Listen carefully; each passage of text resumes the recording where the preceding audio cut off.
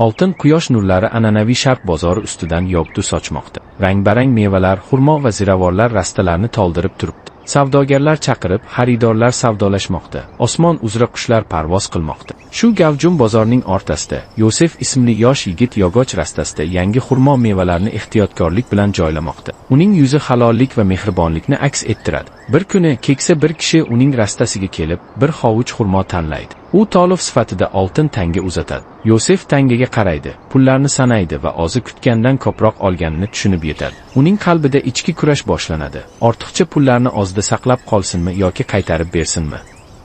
Bir muddat ikkilanib turgach, chuqur nafas oladi va ortiqcha tangani cholga qaytaradi. Keksa kishi tabassum qiladi va shunday deydi: "O'g'lim, men sening halolligingni sinab ko'rdim." Keyin u o'zining asl kimligini oshkor qiladi. U halol shogird izlayotgan boy savdogar edi. Halollik oltindan ham qadrliroq, deydi u. Yosef hayratda qolib, minnatdorlik bilan unga qaraydi. Oradan bir necha kun o'tib, Yosef katta bir do'kon ichida turibdi. Endi u hurmatli savdogarga aylangan. U tarozida xurmo tortayotganida xaridorlar unga qoyil qolib qarashadi. Keksa savdogar unga mamnuniyat bilan bosh irgaydi va Yosefning mehnatini e'tirof etadi. Uning halolligi unga muvaffaqiyat eshiklarini ochdi va bu isbotladiki, kim Allohga tavakkul qilsa, hech qachon ziyon ko'rmaydi. Darhaqiqat, Alloh halol ish qiladiganlarni yaxshi ko'radi. Unga tavakkul qil va u senga yo'l ochadi.